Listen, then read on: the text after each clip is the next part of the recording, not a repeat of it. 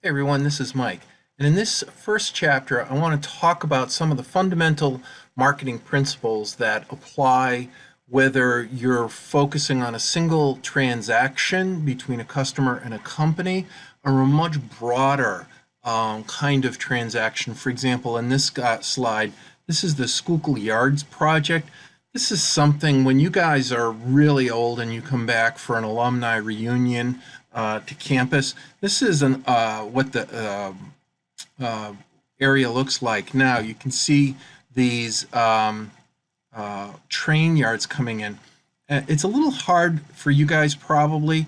This is where the business building used to be. This is the old business building, so this is a little bit of an older picture, and you can see all the changes and just many kinds of transactions between different kinds of organizations, different kinds of companies exchanging tremendous amounts of dollars.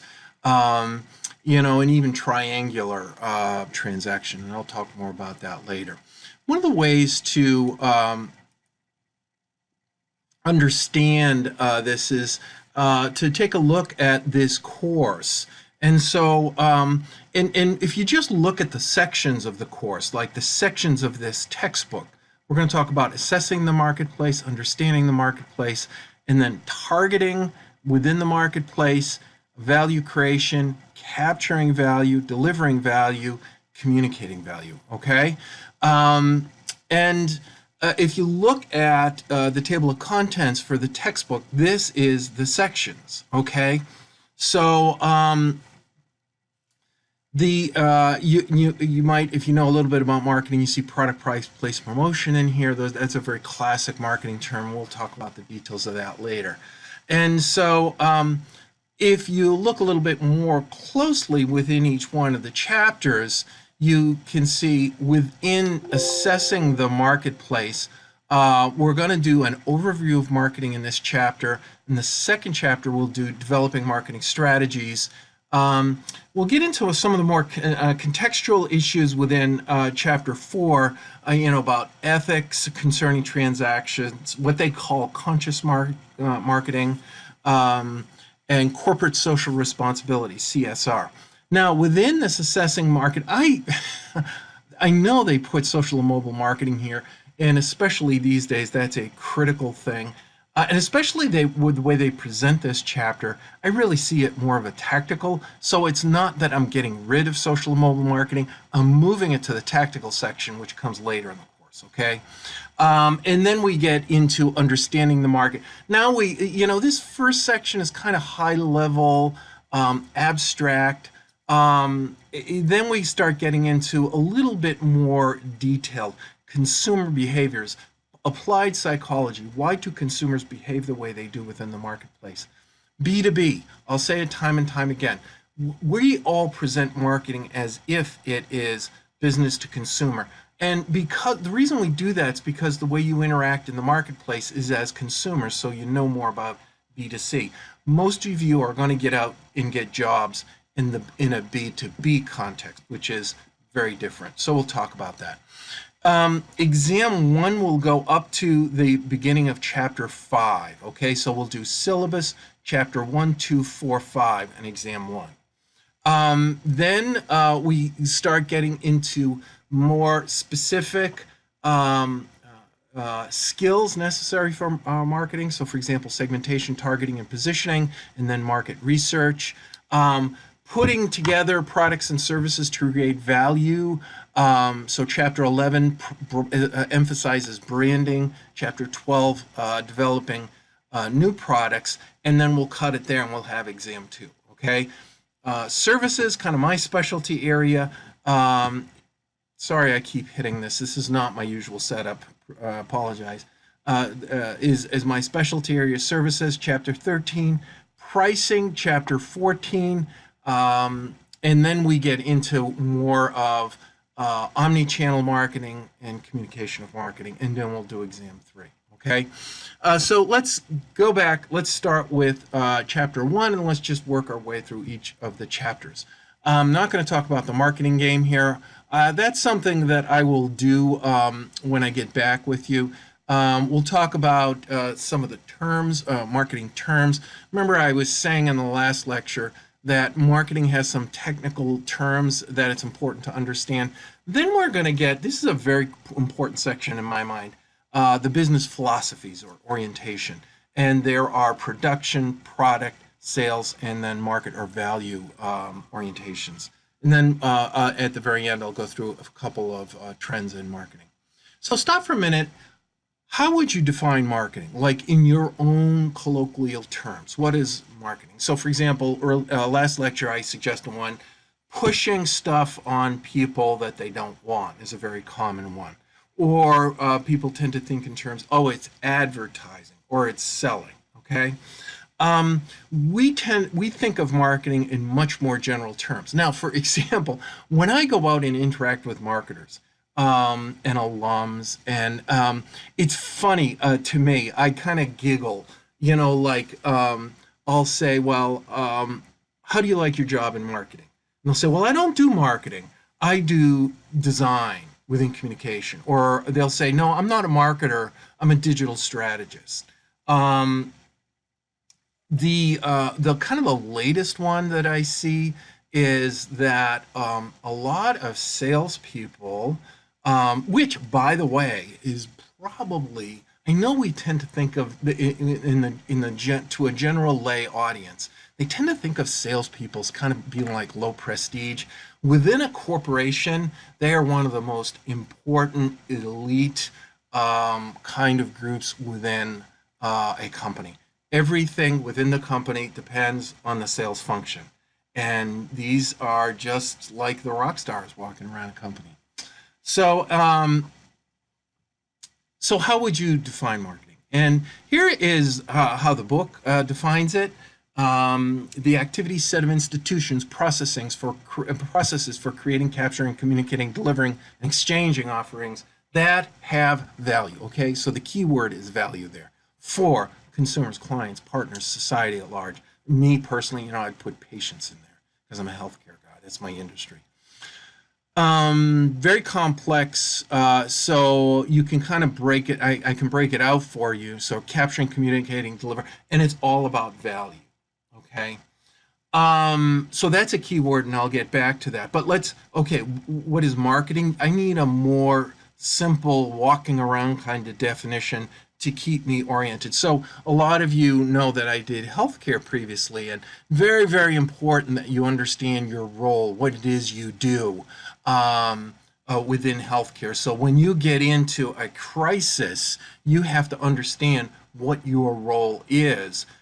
Whether it's, like a mass casualty or a ruptured aneurysm, very, very important. Everybody understands their role. And similarly, within a corporation, whether it's day-to-day functioning or some sort of crisis, you have to understand what your role is. So this kind of definition doesn't cut it, for when you're in the midst of a crisis as a walking around definition. So Kotler talks about managing customer relationships profitably, and my personal definition is the creation of mutually valuable exchanges. Okay, that to me captures it all. What are we trying to do here? We're trying to create mutually valuable exchanges. When we create something of high value to that customer, they will pay money for us. And we don't need salespeople to kind of push them into it. They'll just give us the money when it's that valuable.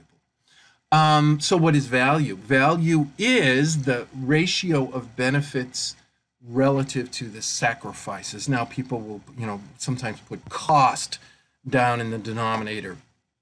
Better to put sacrifices, and certain financial sacrifice is part of it. But so for example, picture with Walmart or Home Depot or Lowe's, you go into these huge stores and you pay less at this store, but part of the sacrifice you make is walking around this big box store staring. I'm picturing, for example, Home Depot, where you're walking around this giant warehouse trying to find the little gadget that you need, and just looking at the sky, hoping for guidance, and you just, you spend 20 or 30 minutes walking around trying to find it, and that's part of the sacrifice you make.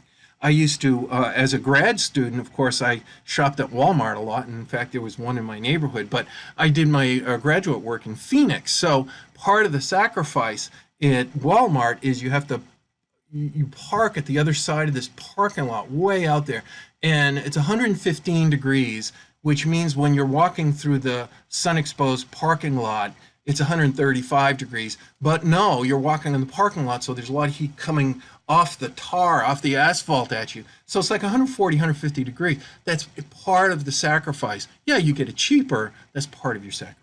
Okay, so enough said about that. You could say it's the combination of benefits relative to the sacrifice, which includes cost. With marketing, we're always talking about managing exchanges, the give and the get. Marketers manage exchanges, okay? When you're talking about, for example, management, like when you take Management 201, it's focused on what we are doing within the company. When you're talking about marketing, always involves the customer and the customer relationship. We'll talk more about this. We'll have a whole chapter devoted to this. We don't think in terms of single transactions. We think of the relationship. So in finance terms, if you've had Finance 201, we don't think of that single revenue that we get from that transactions. We think of that stream of revenues going out into the future, which if you've taken Finance 201, you can discount to the present value. Okay, we think in terms of those relationships and continuing that's financially, that's much more benefit to the company than a single transaction. Okay, there are other benefits that we'll talk about. So it's all about exchanges, trading of something between entities. As I said, we tend to think between a company and a customer, but very often that customer can be another business. Okay, so that gets much more complex and challenging to create and manage that sort of exchange. Now, I have a friend who sells helicopters to the government. Okay, so that's a whole different kind of exchange, and that's a subspecialty area of marketing. Very, very difficult. Obviously, has very unique challenges trying to sell. Number one, to the Army. Number two, to the Department of Defense, just to the federal government, right? It's complicated. So what do you need if you're going to have an exchange? What are the requirements for the exchange? You need two parties that have unsatisfied needs, okay? If I'm perfectly content in all ways, they're not going to sell me anything, okay? So for example, I have an eye problem now. So that surgeon is able to sell me the surgical procedure. Now, if I go in and my eyes are fine, if I'm seeing fine, he's going to have a hard time selling me a surgical procedure on your eye, right? Not going to happen. Now, so the other thing, if you watch, and always start with this, okay? If you're going into another company on a sales function or a consultation or whatever, if you're going out to work as a consultant, the thing you always start with, the thing you always lead with, what's going on? What's causing your pain? Okay? You always start with that, because in order to create an exchange, it has to be two parties with unsatisfied needs. The tendency is, so for example, if you're a consultant going into another company, internal people tend to resent external consultants. So the first thing you want to do is prime, what's your pain? Why am I here? And they're like, oh, okay, yes, we do need this exchange. Most of the time they'll say that. There has to be an ability to meet the other party's needs, okay? They have to be able to, you have to qualify customers and have the ability to meet these parties' needs. So they might be able to meet these needs directly. So for example, maybe with my eye surgery tomorrow, maybe I have enough money and I just put a block of money on the table before the surgical procedure, and that will satisfy their needs. But in this case, I have insurance. So all I have to do is show them an insurance card, and then that will demonstrate the ability for me to meet their needs. And then a way for the parties to communicate. Sometimes these days we do it through all kinds of exotic channels these days. It's these technologies have created quite a noisy environment. It actually becomes the technology enabling communication makes it quite noisy and difficult for us to communicate with parties. If you are going to create these exchanges and manage these exchanges, you must have the ability to understand the needs and wants of the customer. The fundamental marketing ability, skill of a marketer is empathy, the ability to understand the other person's perspective. Okay, when you talk, and most people, and for a lot of you, you'll tend to think of marketers, and I know you tend to think of marketers in terms of salespeople. You tend to think of them as being cold and calculating. My experience with high-performing salespeople is they tend to be some of the most empathetic people I've ever met in my life.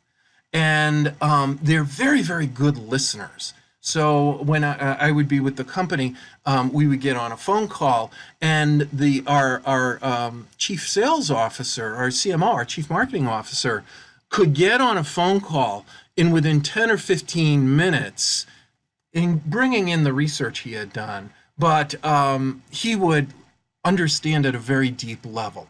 And we would get off, and very often we would reinitiate another internal phone call to figure out what we were hearing in the phone call. And he would say to me, like, did you hear what they said? Yes, I wrote it down word for word. No. Did you hear what they're saying? Here's what's going on in the background. I can tell from their voice inflection. And of course, in the face-to-face setting, he was much, much more empathetic because he had all the nonverbal cues. Okay. Now, in order to create an exchange, the marketer must have the ability to satisfy them. This creates stress. Marketers have one foot within the company and one foot outside the company. So now they have to go inside the company to figure out a way to satisfy the needs of their customers. And then they have to demonstrate that by creating this exchange, there'll be a benefit from having this exchange. Okay? You can have more than just two parties, as I said before. Okay, let me just go through a couple of additional thoughts, additional marketing terms. When you talk about customer needs, thirst is a customer need, a state of deprivation, so for hunger or thirst. My allergies are bothering me today, so I'm getting a raspy throat, and I have a state of deprivation where I feel like I won't be able to talk longer. You can also have psychological states of deprivation. So, for example, think of like the new freshmen when they come on campus. Very, very common. They have a state of psychological deprivation. They miss being home. They get a little homesick. Okay, or a state of affection. They feel a need for affection. So here's one of the great debates. Can marketers create needs? Can marketers create a state of felt deprivation, hunger, thirst, belonging, affection? And I'm not in front of the class right now. When I typically do a poll about this. Typically about 60 to 70% of people say, yeah, marketers can create needs. And the argument is that, gee, I wasn't thinking about my thirst, but you remind me that, gee, it's hot today, so aren't you thirsty? And through the power of suggestion, I can create this sense of thirst. But it's important when considering this question to differentiate consumer needs from consumer wants. And consumer wants are the form that these desires, this felt deprivation takes when shaped by culture and personality. So, for example, take hunger. When, if somebody is hungry in the US, I can, I have the ability to shape this desire for French fries, okay? Just by even presenting um, the McDonald's logo down here on the red box. But if I'm in Papua New Guinea, I'm not going to be able to do that. I'm going to shape that want more in terms of taro rice or yams, okay? Because that culturally is more what they are into. So in making that distinction with needs or wants, what research has shown is that marketers cannot create needs, but we can have a strong influence in shaping consumer wants. Okay, I'm thirsty when I'm thirsty. That's thirst is a physiological deprivation. Now I can shape that by, well, whether or not you want Gatorade or soda or milk or water or Dasani water or whatever. Okay, I can influence that. We've used this term market a lot, and so what is a market? A market is all of the people with the desire and the ability to exchange. In other words, buy. All of the people. Now, here's a hint. We don't sell to markets, okay? That's part of the discipline I want to give you within this course. I know we say, market segment, or we talk about the target market, but we are never ever focused on everybody. What we do later through segmentation, targeting, and positioning is that we create a subset of these people, okay? What tools are available to create these exchanges? Well, we have what's called the marketing mix: product, price, place, promotion. Okay, the so-called 4Ps. You may have heard of them. Think of this. Think of this as you're sitting in your office and your phone rings. Okay, and it's the boss, and the boss is going to ever say one thing. Okay, we need more. We need more money, we need more customers, we need more whatever, okay? And that's actually the form the question usually takes, usually in terms of number of transactions or dollars. We need more money or we need more sales. The marketing mix are the buttons you can dial around on your control panel. It's the things you can do in order to get more, okay? Your ability usually involves, well, I can do something to the product to sell more, to get more money. I can do something with the price. I can do something with the place, how it gets there to the customer, or I can do something about how they promote it, how we promote it, okay? So those are your tools, the things you can do. And you can see that we generalize this product, price, place, promotion in terms of value. So products, in reality today, we're talking more about services. Services is 85% of our economy, okay? So we're talking about, when you say in these old 4P terms, product, today we're talking about creating value for a customer, usually within a services context. Price, we're capturing, the price is the capture, how we capture and quantify the value. Place, how it's delivered, okay? Now, usually it's not a Blockbuster store. Nowadays, it tends to be cloud-based services or, something like that.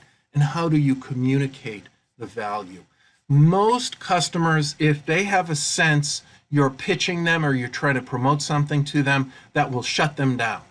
Okay? So one of the principles of this course, one of the takeaways from this course is never let your marketing show. If the customers see that you're marketing to them, that will shut it off, you're done. Okay? Never let your marketing show. Before I go, let me just go through these 4 business philosophies. To me, they are the most one of the most important things that you can take away from this company. Um, there's a couple of benefits. And the first benefit to these, or understanding these orientations or business philosophies, comes when you are looking for a company to work at. Okay, you're looking for a job. Now, some of you have had the experience, like you go out on your co-op and students come back, and I have this conversation a lot. How did it go? It was fine. Oh, you don't seem that excited about it. Well, no, it was good. It was interesting. I learned, but I didn't have a sense that I felt that I fit in at this company. Have you had this at a co-op? Well, like, no, it's great, but I just didn't fit in. Okay, probably the issue was you had a different business philosophy. Okay, so what are the business philosophies? A production orientation, product orientation, sales orientation, and market orientation. Now you can think, if you prefer, in terms of the U.S. economic history and development. Okay, that might help you. Where the production orientation goes back to the late 1800s, the product orientation goes into the early 1900s. The sales orientation is like the mid 1900s, the 1950s, 1960s, and then the market or value orientation came about, say, around the 70s. And once the next orientation comes in, it doesn't mean the previous orientation goes away. We still keep it. Okay, so these add on. It's not like there's one orientation and the other one goes away. All these orientations are here today, and you can get jobs at companies even though they arose in a historical era. It doesn't mean working at one of these companies is bad. It might be right for you. It's a fit issue. Okay, so let me just talk my way through these different orientations. Okay, so the production orientation. The emphasis is on the efficiency of production. This came up like in the late 1800s and especially during the Civil War. Why did the North win the Civil War? A large factor was that they had these enormous production capabilities. They had factories. And so the thing that was going to win them the war is by getting this stuff through the factory line most efficiently. Okay? And so you see, and certainly there are companies that do that today. And they use names like Six Sigma or continuous quality improvement. Now, in a lot of emerging markets, this is the dominant philosophy, perhaps the only philosophy. Like if you're in you wouldn't necessarily see this in a third world country, but perhaps in emerging markets. I don't know. I'm thinking like Vietnam, or of course parts of China, parts of India. They're so big. Perhaps some of the Eastern European countries, where this is becoming efficiency is becoming the byword. Okay, but certainly within a country like the United States, you see this. For example, at GE, everybody gets training in Six Sigma or continuous quality improvement. Even within healthcare, at the Cleveland Clinic, this is now not in all areas, but in a lot of the areas. So, for example, cardiac surgery, I know, and they've been doing this since the 80s. It's a production line with an emphasis on high quality and efficiency. Okay, so you will see this even in an industry like healthcare in the U.S., but you're going to see it more commonly in product-oriented or companies that manufacture products. You'll tend to see it more in some of these emerging economies. Okay, product orientation. Here, the issue is on creating a product building a better mousetrap. Okay, that's what this is about. Building a better.